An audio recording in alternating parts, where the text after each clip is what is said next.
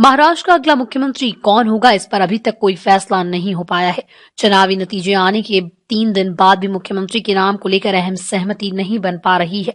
Bharatiya Janata party का महायुति गठबंधन के अन्य घटक दलों के साथ बैठकों का दौर जारी है। महाराष्ट्र में सियासी खींचतान के बीच शिवसेना के प्रवक्ता ने एक बड़ा बयान दिया।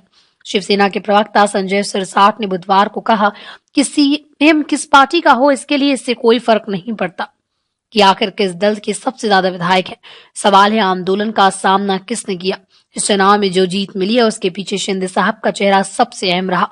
सिरसाट ने आगे कहा कि हम मानते हैं कि इस जीत में आरएसएस का सहयोग भी रहा, लेकिन संघ का रोल चुनाव के बाद खत्म हो गया। वो राजनीतिक फैसलों में नहीं पड़ते हैं। त्याग तो हमने किया था, सत्ता छोड़कर आए थे, गद्दारी, धोखा, क्या क्या आरोप नहीं लगे, लेकिन हमने सबसे उबर कर दिखाया। उन्होंने आगे कहा कि दिल्ली से अभी तक कोई संदेश नहीं आया। सिरसाट ने रामदास आठवले की बातों पर टिप्पणी की।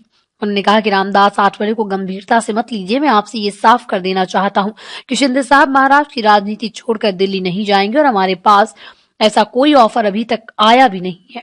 आपको बता दें कि इस चुनाव में बीजेपी को चुनाव में 132 सीटें मिली। शिवसेना ने 57 सीटों पर जीत हासिल की, जबकि एनसीपी अजीत पवार गुट ने 41 पर कब्जा किया।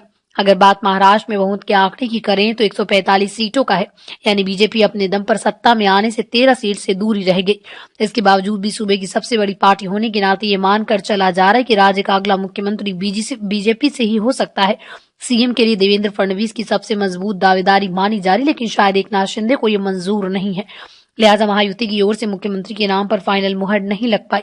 अब सूत्रों के मुताबिक बीजेपी जल्द ही ऑब्जर्वरों को मुंबई भेजेगी। अगले 2 दिन में ऑब्जर्वरों का नाम फाइनल आएगा।